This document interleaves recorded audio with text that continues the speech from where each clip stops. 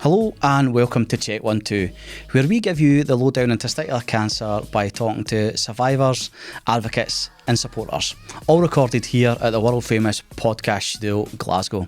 Today's guest is Stuart Whitelaw, who was diagnosed with testicular cancer at the age of 35. Stuart discovered a lump in his testicle and waited a long time before seeking a GP appointment, and even at that GP appointment he was quickly dismissed and had to get a private ultrasound. He underwent surgery to remove the affected testicle, followed by a course of 4 rounds of chemotherapy to address any remaining cancer cells. Throughout this journey, Stuart maintained a positive outlook and emphasised the importance of early detection and seeking medical advice promptly. His experience underscores the critical message that noticing changes in one's body and acting swiftly can lead to a successful treatment outcome. In this episode, Stuart shares his story, highlighting the challenges he faced, the support he received from loved ones, and his commitment to raising awareness about testicular cancer. So stay tuned, and this episode is one you don't want to miss.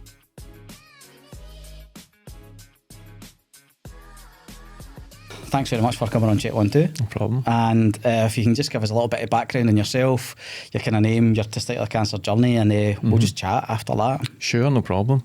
So I'm Stuart. A slightly different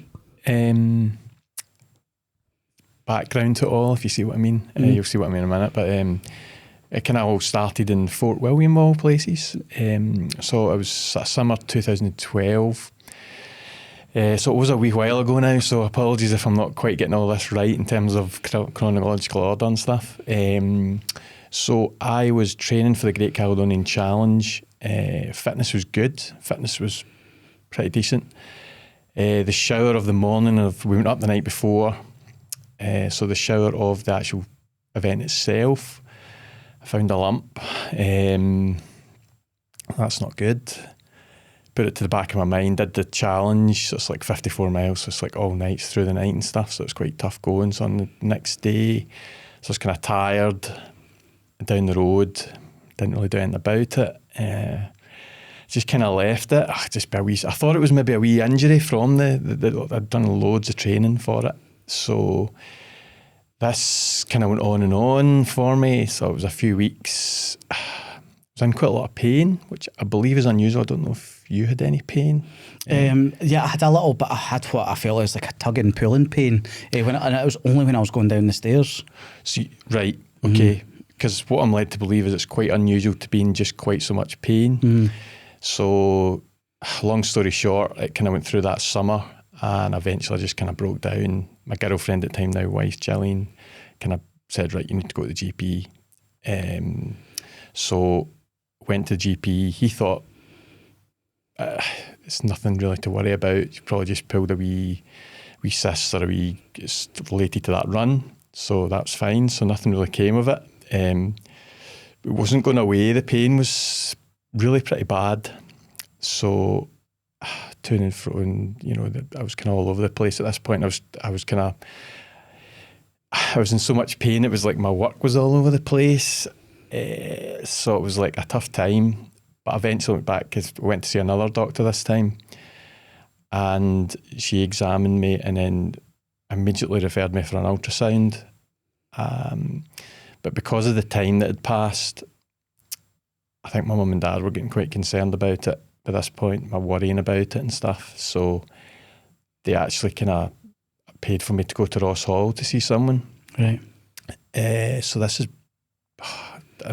a couple of months had went past. So like I remember the Olympics was on that year. That's just for reference. But Gillian, I remember watching a lot of that on the couch, like with frozen peas and stuff, like against my.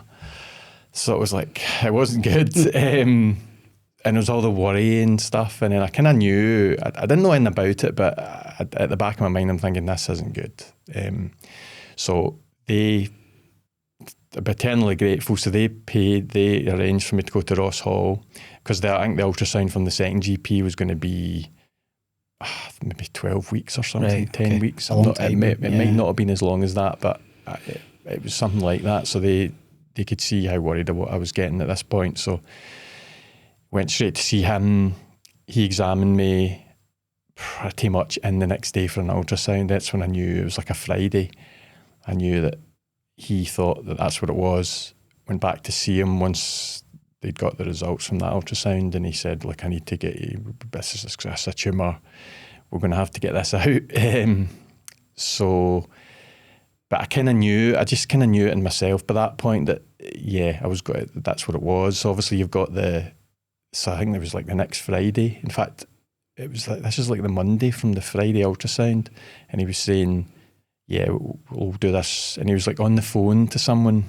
I don't know if it was down at reception or something. He was trying to get me a room. He said, I can't get you a room at the moment. And I'm saying this silly stuff like, I'll sleep on the couch, and just really silly things was coming through my head, because I don't know if it was just what was going on. I was just trying to make light of it, just trying to cope in some way.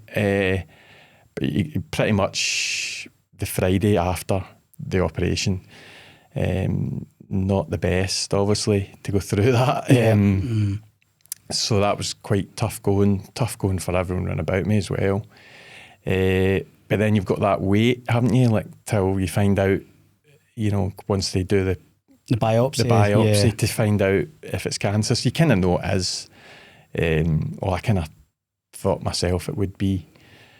And then from there, you go back to see him, obviously, and then he tells you that's what it is.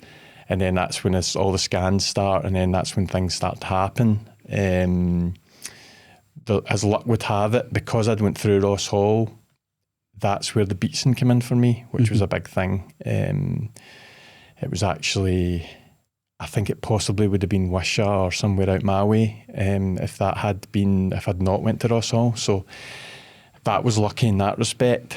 It just seemed really quick after that. Like obviously after the whole summer drawn out process where I hadn't done anything about it, or I'd just hummed and hawed about it. Yeah. So that's where that came in, and then basically from there it was pretty quick. The beatson phoned me, actually. I was out for lunch. We'd been out for lunch. This is maybe about a week after the operation, and they phoned to say that they wanted me in ASAP. It was Sharon Armstrong who phoned me. As luck would have it, she was on a placement at the beatson at the time. I think she was from Dundee. Her son Stuart plays football. You may know Stuart Armstrong. Yeah. So it's his mum. She was amazing with me. She was, just by luck, she was at the beatson at this time. So she basically phoned me and said, we need you in. The CT has shown that it's spread. It's obviously, I think it was into my stomach, and it was in my lungs slightly. And you know where it was going after that from previous cases. So the lesson there is obviously early detection, but because it had rolled on and on, it unfortunately had it was needing dealt with. So by that point, so they got me in right away. And to be honest, that's when I felt better about it all. I just felt in good hands at that point, because I'd worried so much about it. I just felt like that was almost the worst bit for me. Actually getting stuff done about it helped a lot, and it's an amazing place. I met so many people, the nurses, you'll know yourself, Sharon, Nicola Thompson, who's one of the support nurses, incredible people, Dr. White. So I was in good hands. So that's, and then obviously you've got the treatment after that and stuff. It's a whole different ballgame. So I got 4 rounds, I think, from memory. You got 2. So it must have been some summer, because I was in hospital for like 4 rounds, but you're in for like 4 or 5 days through the night, and you're hooked up to the. Sorry to bring this back to you as well, but. So a bit of a whirlwind, really, because as I say, I was fit. I didn't think there was anything wrong with me. And until that point that I'd found a lump, I had no pain. Yeah. The pain came after, and I don't know if that was it spreading, or I don't like to think about that. Yeah. So it was, I didn't expect it, and it just came out of nowhere. Yeah. That's the kind of thing I'd like to put across, like to anyone that's worried, or just go, like, no messing about. If Gillian hadn't told me to go, I probably would have just sat in it. Yeah. So, and then obviously the chemo, I felt as if I sailed through it. I didn't. I lost my hair completely pretty early after like the first dose, but they kind of prepared me for that, and that was okay. And I didn't feel ill. I mean, they give you steroids. I was under the impression that you would be quite sick. I don't know if you were, but I wasn't really sick at all. I was off certain things like coffee, and I like my red wine. I was off the red wine and stuff, but I didn't feel ill, and I was still walking. Like, I was going walks from the beach, and I don't think the nurses were too happy about that, to be honest. But I used to go up Highland and Great Western Road, and it was a nice part of the town, to be fair. So I used to just go out, and I'd probably, thinking back, it maybe wasn't the best thing to be doing when you're But there's so many training. interesting shops up that part of the Great Western Road as well. Exactly. So it was a good place to be. It was like it was a wee bit of relief to get out of the hospital as well, because you're in there for 5 days. So I mean, that's essentially, I felt like the hair aside, I didn't really feel too bad.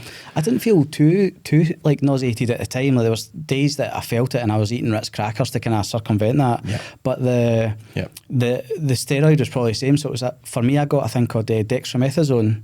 So that was the Dex, they would call it. Yeah. And that was like an anti-sickness steroid. Yes. The one thing I found about that, and that's maybe why you were so keen to walk, is I felt like when I got the Dex, and maybe 40 minutes after that, it felt like somebody was pushing a train through my head, and I just had to go. Yeah. And you understand why these guys are taking steroids to lift weights. Exactly. So yeah, I was heading out, and I was just, because I'd been doing so much training for that walk, I just felt so frustrated that I couldn't, like, do my usual stuff and play fives and all that kind of stuff. So I just went out walking around the West End for hours at a time. But I wasn't quite as bad. It was like I was out for an hour or so, and be like, "Where were you?" kind of thing. I was like, just out for a wander. And it was like just shaking their heads kind of thing. But I think they just turned a blind eye. But they're incredible people there. They looked after me so well. And obviously you've got the Wellbeing Centre on the top floor, which is like a plush West End flat kind of thing, which was a revelation, to be honest, because like you're basically in a ward, and you go in through this door, and then you get this place. It's just like, it's like going into a hotel or something. You had all the coffee facilities and things like that. Yeah, people getting haircuts and spa treatments and all that kind of stuff. Plus you're looking out over the West End. So yeah, that was incredible. I had no idea this place existed before. You wouldn't really, I suppose. You hear about the Beatson, but what a place. It really is. The one thing I do remember about my treatment, I don't know, the smell when I went into that toilet, because you're peeing all the time and all the chemicals, obviously. That, I think that stayed with me. Sometimes, I don't know if sometimes I get reminded of it. But I do, and then you're peeing, and I think you maybe mentioned in one of your podcasts about you drew face that made me chuckle, like on the plastic things, because they've got to test before they can give you the treatment. Yeah. But I just remember the smell. Aye. I just remember the smell in there. But at the back of your mind, though, you're getting better. It's tough going, but you just think, and I remember Sharon saying to me, "You're young, you're healthy, we're going to hit you hard, it's spread, but we've got this," kind of thing. And I felt good. Like, I felt like they knew what they were doing. Yeah. And yeah, it was in good hands. So yeah, it was a bit of a whirlwind the summer of 2012, but yeah, to say the least. Yeah, definitely. To say the least. But yeah, that was it. And then obviously the treatment lasted for 4 rounds. As I say, I felt as if I sailed through it. Near the end of the treatment, Gillian was out one night. It was a Saturday night, I think, and I was just on the couch watching a film or something, and I'd been eating lots of crisps and just snacking and stuff. I didn't really feel great, and I thought, I've just been eating too many crisps or something, and too much juice and that kind of stuff. But it wasn't going away, and then this next night, I was like, "Gillian, I'm really not good here. Like, you should phone the Beatson." And I think they've got a sheet when you're home between treatments that they've got numbers and stuff. But I think if you're really not well, you then just go to your local A&E. So I went to Wishaw General eventually, again, been really stubborn. I'm fine. She's like, no, you're going. So eventually drove me up at like the middle of the night. It's like a Sunday night or something, Monday night. I just remember lying in this trolley, and this is like, I think I'd had the 4 rounds by this point. No hair, stripped to the waist, lying in a trolley in a queue, like wasn't even a room, and just thinking, how did this happen to me? Do you know what I mean? It was like incredible. So I had like a couple of nights in there, and I was quite poorly, but I think it was just an infection, probably just like a bad cold, but because your immune system's so low, your platelets, that was something that was mentioned. So like, all that was going on. Sorry if I can't remember all the actual terms that happened, but looking back now, looking at it from years later, that was me bottoming out. That was the low point. It was like Wisha General, December 12 was the very bottom that I got, and it was only upwards after that. Because basically once you've done your treatment, you get another CT scan. I think it was maybe Boxing Day or in between Christmas New Year, 2012, 2013. You get a CT again. Obviously they've hit me hard with the 4 rounds. And I went, I'll never forget this, my appointment was the 4th of January 2013. And waiting in that waiting room, and then Sharon called us in and she said, it's all away. It's all gone. Incredible feeling. You know, it's emotional thinking back now about it. And that was it. You still go for checks. You'll have done all that. You go quite regularly at first, and then it becomes half yearly, and then I get to a stage where they're like, nah, you're done. You don't need to come back here. I'm like, I'm done? You sure? And at first you're like, well, I might not be in the radar, or, you know, like, what I'm just sitting there like, no, just phone us at any time. But thankfully I haven't had to go back. I think it's 5 years, but I think they initially told us it might have been 12 or 10, sorry, to keep you in to how you're doing and stuff. And at first I was like, I don't know, I'd like to be checked on, like now and again, make sure I'm still fine. But eventually that goes, and then life sort of takes over.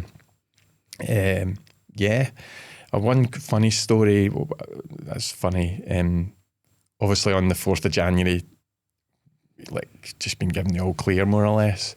So like straight out in Glasgow for drinks and stuff. And my mother and father-in-law, my mum was working, but we told my mum my dad was there for a while, and then my brother-in-law came in as well, and we're like in the beer hall in Gordon Street, and it was like incredible night. Like a few drinks, got the train home back to Hamilton, kind of 10:30, 11 maybe.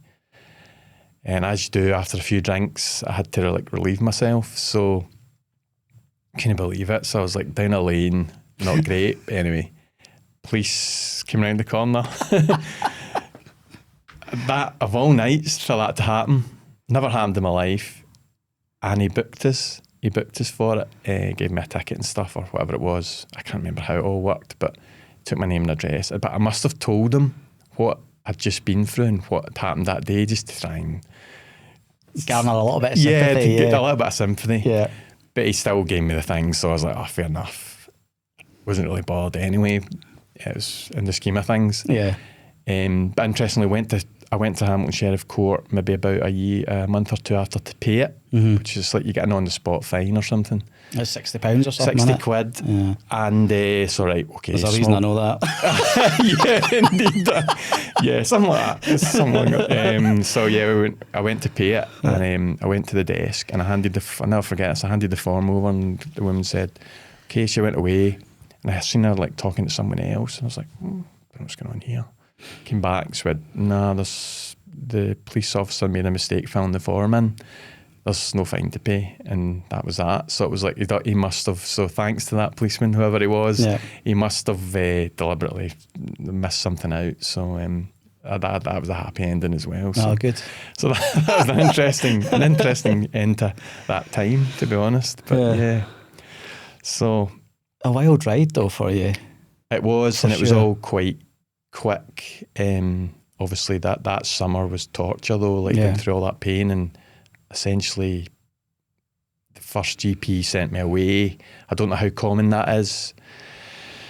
I don't know the aim low or but certainly the second GP that I saw eventually, you could tell that the fact that if you get sent for an ultrasound, I think after they examined you, there's something not right. I think like we had Dr. Mike on the podcast, and that I kind of brought that up, that most guys that have sat, I was really lucky that my GP just admitted he didn't know.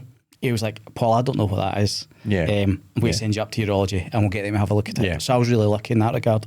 But a lot of the boys who have sat there, I went to the GP and they went, nah, it'll be nothing, it'll be a cyst or whatever. Some guys haven't even been examined. And then what Mike was saying is that, like, especially when it comes to testicular pain, he's like, his thoughts were, I'll treat it like it's cancer till it's not. And I think that's a really good and positive way to look at it. Absolutely. Because, you know, like you've already said, early detection is the thing about it. So if 100%. You get sent away and then look how quickly it spread for you, it's just like bang. And you know, if that first doctor had maybe been a little bit more cautious, would it have you needed as many rounds of chemo? We'll never know. But I mean, I don't know whether it was the fact that the first thing I said, I've been doing lots of training, suggesting that I had an injury from that. Whereas maybe it's all water under the bridge. But so that's, but definitely that's a message. Like, anyone that's in doubt, don't worry about it, because that's the worst bit. Honestly, that's the worst bit. When you go to the Beatson, if that's where you end up, you're in the best place. You immediately feel as if, right, let's just leave it to the experts. One thing I remember thinking about the cancer as well, and I don't know if this is unique to me, but I just thought how clever that disease is. Like, it's on the move, it knows where to go, and you only know one way it's heading as well. So I respected it in that sense. I respected my enemy, if that makes any sense. No, it definitely does, So that I remember thinking that, and I'm thinking, don't be daft, don't think about this stuff. So I was like, respect your enemy, but let the doctors take it from here type thing. You can just, do your bit, just do your bit. And as I say, I felt as if I sailed through it until that wee bit at the end, but your immune system, that's why you can't take any chances. You shouldn't really be out walking and things, because, you're going through a lot, your body's going through a lot. I watched your chat with Jason Cundy last night. He spoke really well on that and about recovery, and he was a professional athlete, and I was kind of laughing because I couldn't run around Strathclyde Park as normal after it, and now I'm thinking maybe I was a bit hard on myself there, because it took me ages, and I remember my dad and Jillian running around and I couldn't keep up with them, and I was really frustrated, and I was like, you've just been through chemo, you should maybe been a bit a bit easier on yourself. Yeah, for sure. So I was like in a hurry to get back to it. So that was that, and obviously since that, I ended up doing a campaign for the Beatson, quite a big advertising campaign in 2015. You were the face of the Beatson. Unfortunately. So I was on buses, and I did a radio ad and various things. It was a text, so I was on billboards and stuff in town, and people were sending me messages that you're at Central, you're at Queen Street Station. I'm like, oh right, okay. So, but that was good to give something back.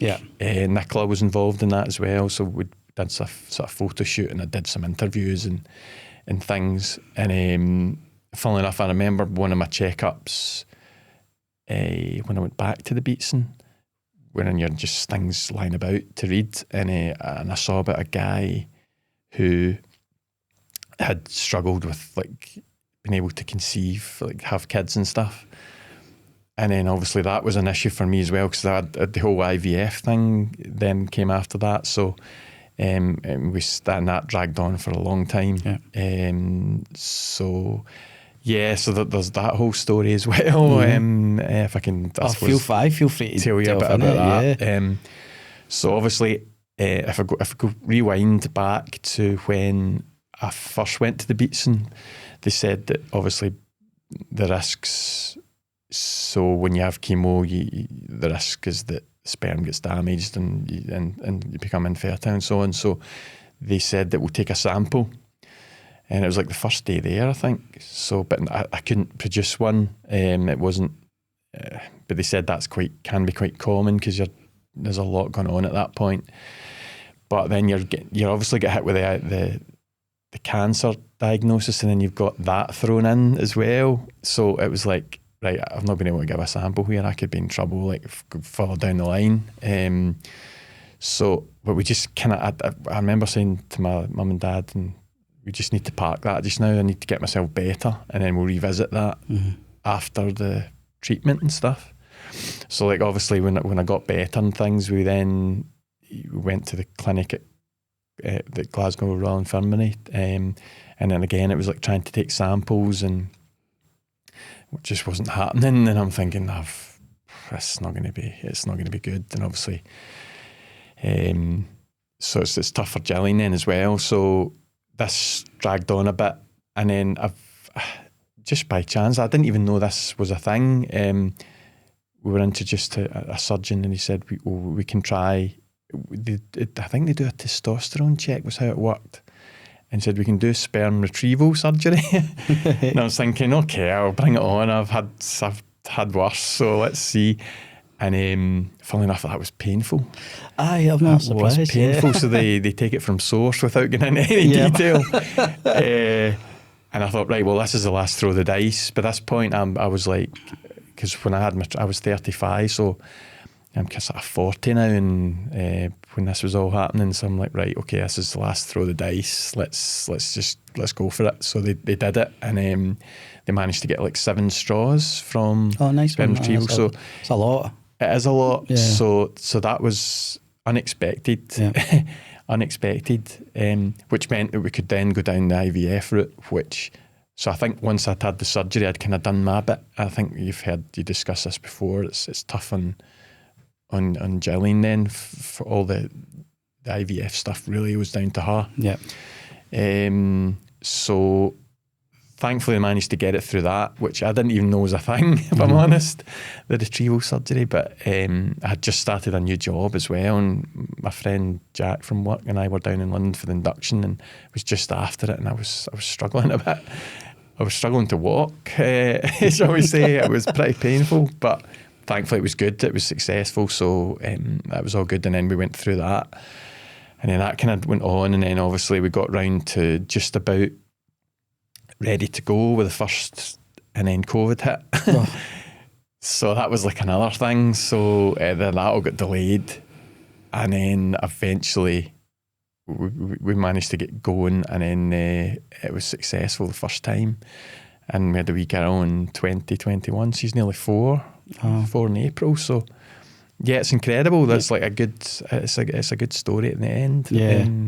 But it was certainly a journey. Yeah. It was certainly a journey, and obviously because of everything that happened, I thought, it's going to be down to me here. I'm not going to be able to have kids, and it was an unexpected joy, to be honest. It's a hard thought as well, though, when you're in the midst of that thought of, am I going to be able to have kids? You know, obviously me and my wife were in a similar predicament. You had Todd, who was the second guest in the podcast. And, I watched it. Yeah, and his experience. And I think the way that he put it is that he owed his wife a debt because of how much that she kind of had to go through with it as well. And absolutely. But it does feel like a bereavement for you as well, especially if you think that it's not going to happen. You're kind of bereaving a loss that, even though you've not like lost a baby as such, but you've lost the ability to or have the idea of family. Yeah, it's such a horrible thing, and it really takes its toll on the 2 years as well. Yeah, because I remember in that room, and I obviously always kind of thought, I want kids, but then you don't really know how much until you're in that room and you think, they've not been able to get a sample here. This might not be happening. So it was like, but then I really had to make sure I got better first. That was the number one. So I kind of parked it and then revisited it once I was better. Yeah. So yeah, it was amazing. I still, incredible that they got 7 straws when they were struggling to get a sample, and then they took it at source, which you can imagine is pretty painful, and it was fine. I definitely felt like the last throw of the dice. I think we would have left it at that. There's other things you could explore, but it's probably a whole new podcast on that side, to be honest. But no, so it was good, and same my wee girl's nearly 4. So if you to look back in the summer of the stuff that was going on then, I would never have believed that would have happened. To be honest, I think to look at that is that positive aspect of it, and I've said this in the podcast loads, but it's always good to kind of reiterate, is that the reason, because it's the reason me and Richie wanted to kind of do this podcast, is that if Pamela and I had heard the success story of us eventually going on to have like our little girl after cancer and chemo, we maybe would have felt settled at the point of going through it, if that makes sense. You know, so the hope is that if somebody's watching this and listening to this, or if their partner is, you know, they're able to go, no, look, this happened for Stuart, this happened for Todd, this happened for Paul, you know, and there's still hope there, and it gives you a little bit of something to aim for, I suppose, especially if wanting a family's what, you know, important to you. I thought I did, but then I really knew I did when I was being told I couldn't, if that makes any sense. So, that was tough going. It was tough going. It's interesting, the whole... Been watching a few of the podcasts, and they're great, like to the different stories and the different paths. I suppose mine was quite difficult, but I think part of that's me, because I was a typical guy. I just didn't want to go to the GP and get examined and stuff. Basically, that was the bottom line. And eventually I broke down, and I was in a lot of pain. So that was... The signs were there that it wasn't good, so I really should have acted. And I remember trying to work through those months. I must have been hell. Like I wouldn't have been in good. The stuff I'd been turning out of work couldn't have been good. But, your brain must have just been on autopilot. Yeah, it was difficult. It was difficult to just act normal and do normal stuff. So that's the advice. That's the one thing that you don't sit in anything. I know it's difficult to get a GP appointment. Just do whatever you need to do and see someone as quickly as possible. What other things like I was thinking about was, I remember asking, and I don't want to sound this a bit like a why me, feeling sorry for yourself, but I remember asking like, why? Like how do you get this? Like asking the doctors and stuff, and asking, is there any reason that the guys get this? And what I think one thing the doctors had said was the undescended testicle when you're a baby, which I had. Oh, did you have that? I had that, and that may be something that I guess they just don't really know.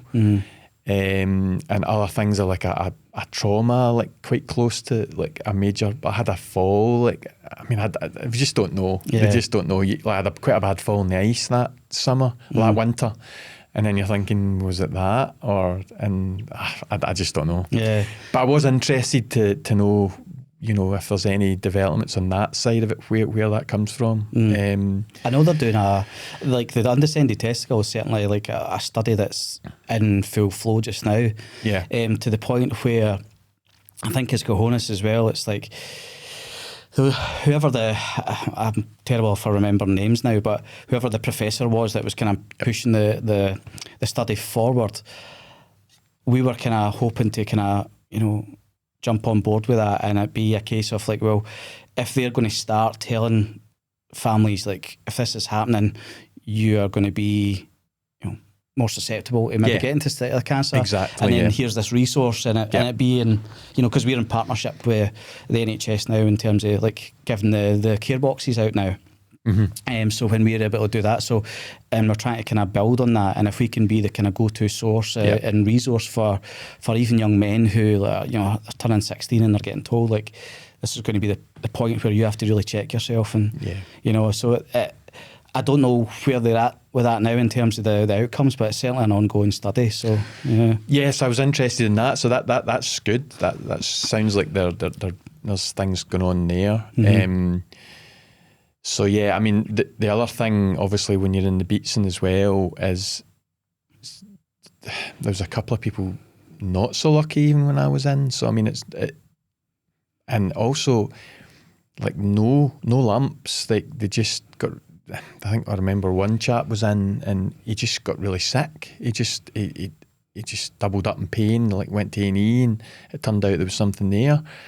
That scared me a bit in the sense that although the early detection's good, what happens if you don't have any? I guess there's not much you can do there. You just have to take it from there once it's found eventually. So if you do find something, it's imperative that you just get it checked. And a lot of times I've had pals that I've referred, I've said, you need to go and check that out, and it's been fine. There's lots of times it's fine, it's nothing, it's just a wee cyst, or it's, no issues. But it's the not known. It was just the not known and then the worry, and then you can, I'm in trouble here. And then, so the bottom line is go to your GP, and I would say they'll take it from there. Yeah. I think as well, it's to add on, go to your GP, and if you still feel, if they've maybe experienced what you've experienced, and some of the other guys, if you're going there and going, I don't think it's anything, but there's still something within you going, ask for that second opinion. If you're in the fortunate position that you're able to go to like Ross Hall and pay for that private ultrasound, then it's worth doing. And I think a lot of workplaces now do have the private health care. So you can sort of fast track, which it's not ideal, I suppose, for if many can't, it's one of them, but it certainly saved me because it was certainly spread. And what way it was going, obviously with the John Hartson thing, that's the thing I kept thinking about, because I think he more or less just ignored his lump. I don't know whether he was in pain or not, and it spread to his brain, and I suppose that's what was happening with me, ultimately. But I wasn't quite as long as that. I'd obviously, as soon as the Beatson saw what was happening, they just got me right in right away and just hit me hard. Hit me hard, and as I say, I felt I sailed through it in a lot of ways until that infection. But it's just a surreal time, and you're hooked up to the thing for maybe 12 hours, and then you're there. I can't remember. Then you get out, I think, again, and then you get an injection in between, and then it's the same cycle again and stuff. And you meet various people as well. Obviously the staff there are incredible. So that it's a good place for me to end up. As I say, it might not have been there if I'd been through the GP. It could have been out in Lanarkshire, so I would have missed out on the Beatson completely. So yeah. I think as well, it's like it's even just the funny wee things that go through your brain through it all. I don't know if you experienced this, and it's the first time it hit me today listening to your story, and I was like, see, when you had your operation, was there a minute that you thought, maybe it's nothing, and I've just had my testicle removed for nothing? Because I had that. I was like, maybe that wasn't anything, and it's just been taken out. And that was a horrible moment. And I did do that. Right. And also that reminds me of some of the gallows humour during it, because he came in. The surgeon at Ross Hall came. It was a Friday night, and he marked the leg of the side that it is. And I remember somebody saying, "What was that? The wrong side?" You're like, "Oh, don't even go there. Don't even go there. Don't even go there." You laugh about it later, but at the time you're just like, what's this? I remember taking a picture of that arrow and sending it to the boys, going, "Thank God for this." But there was a brief second, and I knew, because like when the urologist seen my ultrasound, he was like, "It's cancer." And then the surgeon, like after I woke up and I'm waiting on the surgeon coming back to tell us like how the surgery had went and stuff, I'm kind of going, what if he tells me it's nothing? But thankfully he came in, and even before the biopsy, he went, "No, that's definitely something wrong with that testicle." And I was like, "Oh, thank God."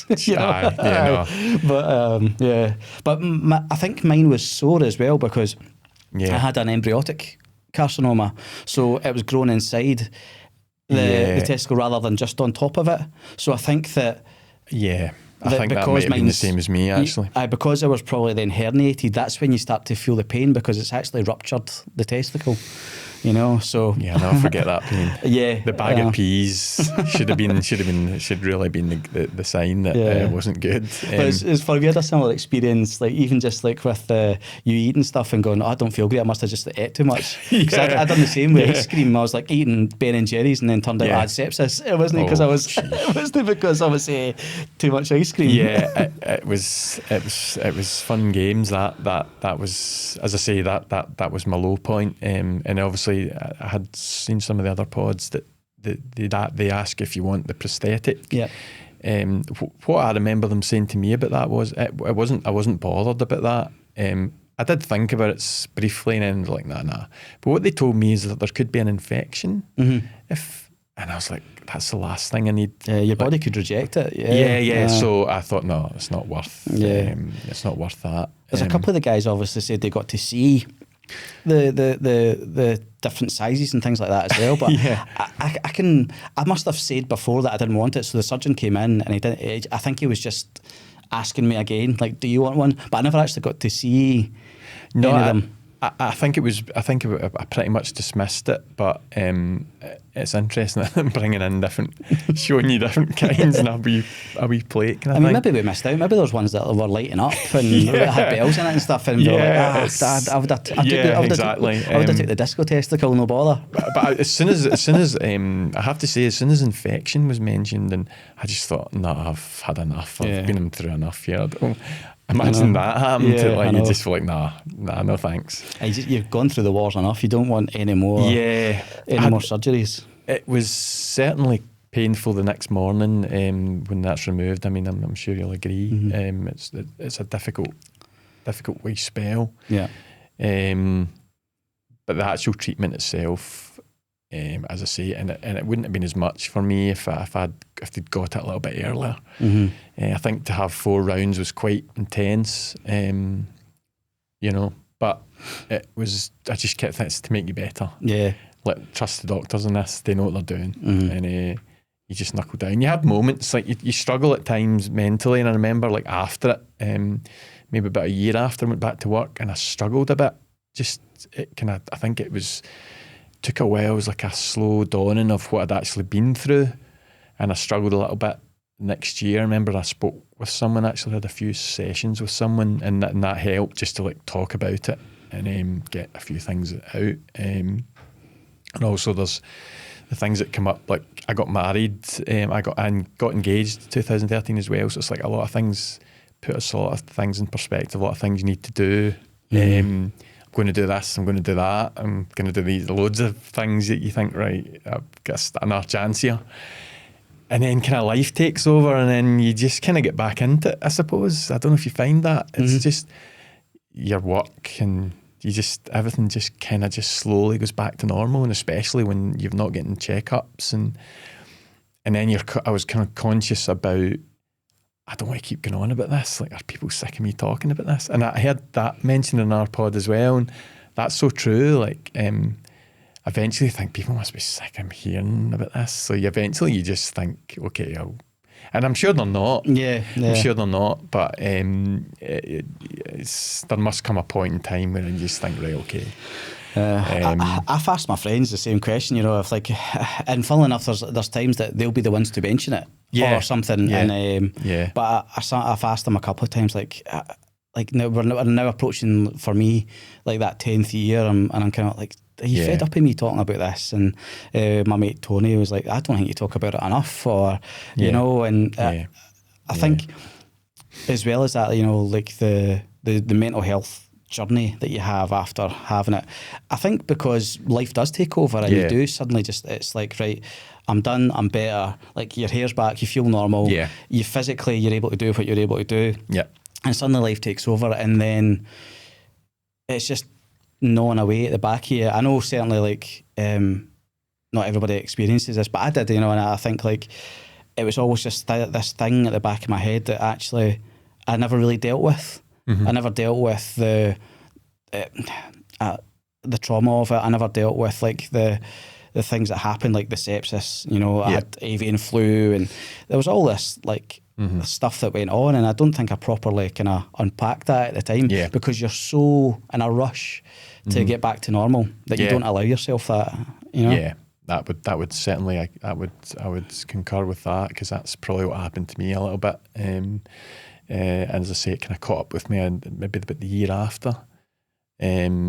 But yeah, so that was that wee dip there. But aside from that, pretty much full steam ahead kind of thing. But it's certainly, when I was thinking as well, watching the pods back, as I knew I was coming on, and just trying to think about what I'd been through, it certainly would have helped to have seen something like this, I must say, when I was going to the beats, and just to know something about what I was going through, you know, what am I in for here, like people's experiences. It's good to hear like different things and how they found it. And obviously I'd probably been reassured, because I think everyone agrees that if you end up in the beats, and you end up in the right place, you end up in good hands. So from that point of view, this is great what you guys are doing. Anything that raises awareness, it gives people something for some hope, really, I guess. It's a good thing. So yeah, it's definitely what we try to do with it, and I think that's, Richie will say this himself as well, it's like having lived experience, and, you know, and it really cemented for him. There was a time when I think there was me, Betty and Todd were at Todd's coffee place, the Good Coffee Cartel, having a meeting in Blether and away, and Richie, having not had testicular cancer, would just sat back and watched these three guys just who never knew each other like years before, but suddenly felt like they'd known each other for years because of that shared experience. And it's hopefully that you know, folk get to look at this and go like, oh, and feel the same as Richie did, and go, oh, there's a commonality there. Absolutely. And it really helps to talk it does about help. it. Yeah, absolutely. And I'm probably guilty myself, as I say, of bottling things up a little bit, and what I did with the illness, I guess. So so that's a lesson, really. I know we'll keep coming back to that, but it's just, if you're worried about anything, just tell somebody.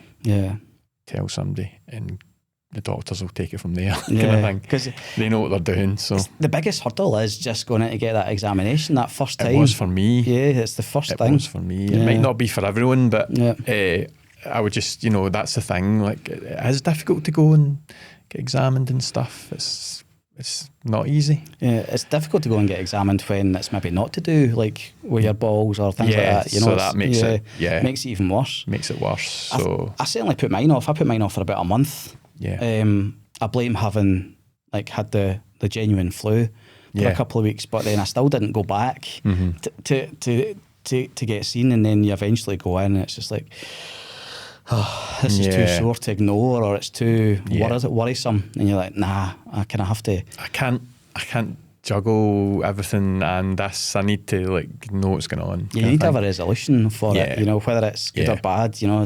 And the minute that you find out, you know, even if it is cancer, you're like, right, okay, head down, let's just barrel through. Yeah, that was certainly the case for me. I was like, right, okay, not great, but I know what's happening now. All that worries away. Let's just get on with it.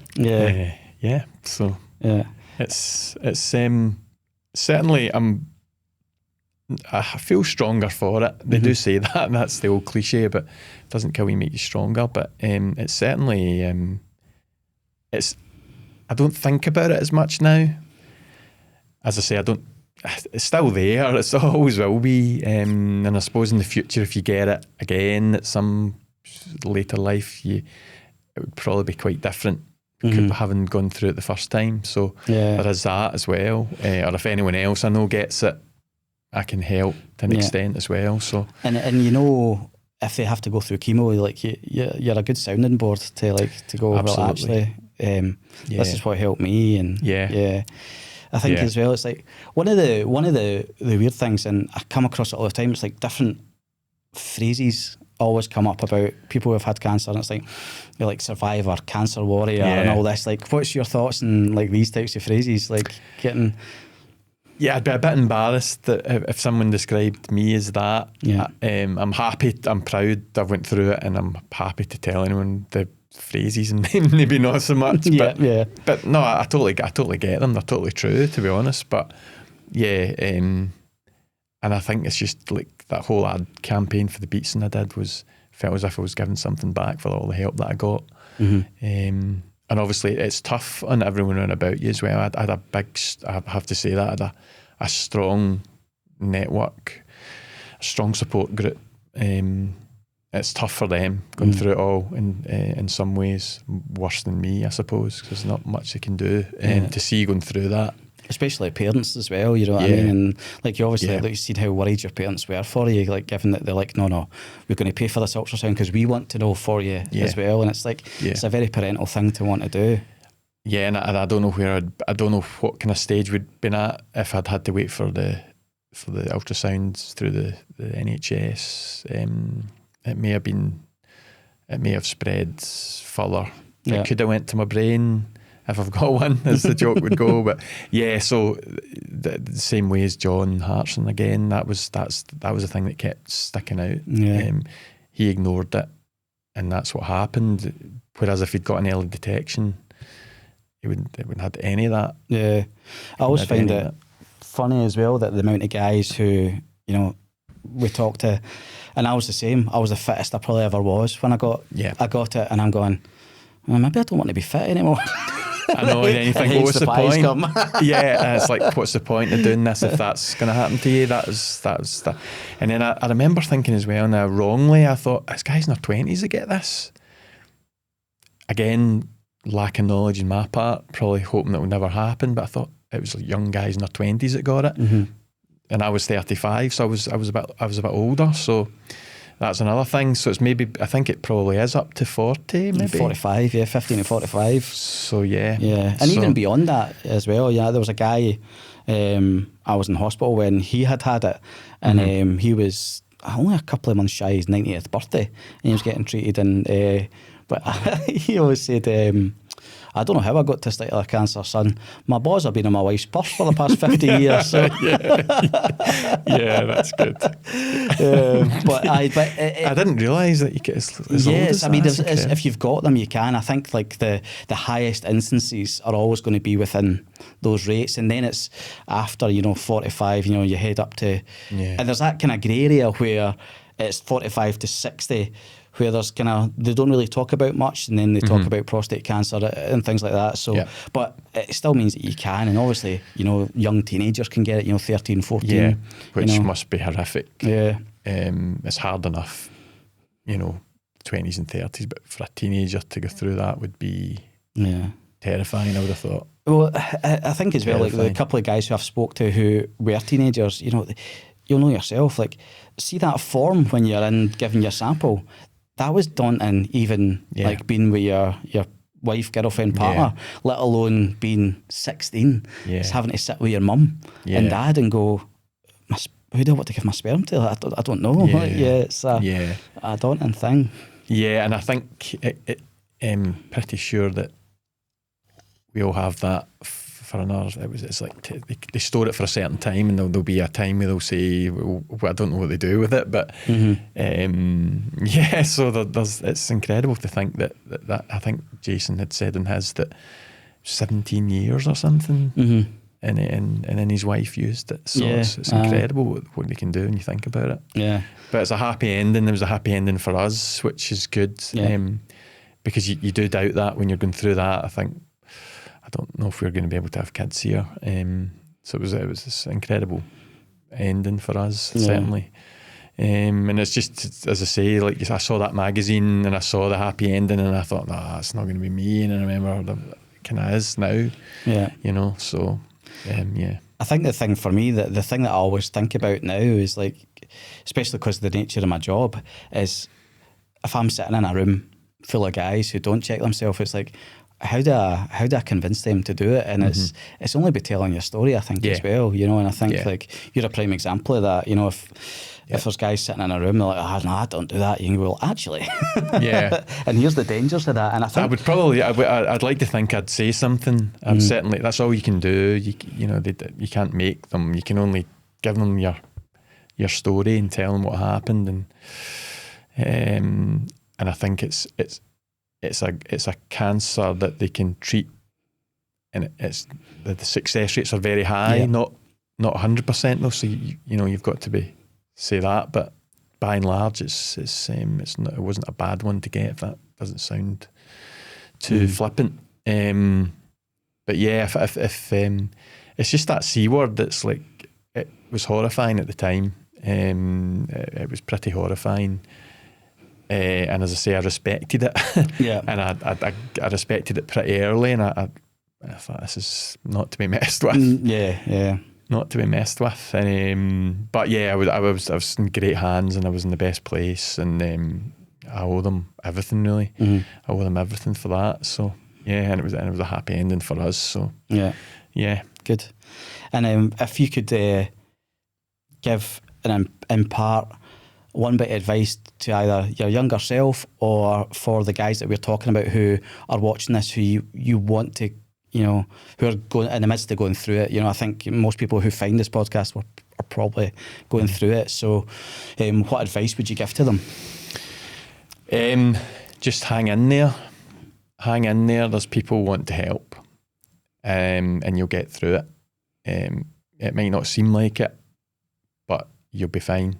You'll be fine. Hang in there. The doctors know what they're doing, and I'm living proof that you can get back to normal. You know, that's basically it. Yeah, that's basically it. Brilliant. No, sure. Thanks so much for coming on Chat One too. Honestly, it's always great to talk bollocks to other guys who are sitting there with just the one. So yeah, absolutely. No, thanks for having me. No, it's and I love being able to put these stories out there, and I'm in such a fortunate position as a guy who's had testicular cancer to be able to help that platform grow. Yeah. So no, thank you so much. And pleasure. Yeah, cheers. Cheers, Paul. Thanks.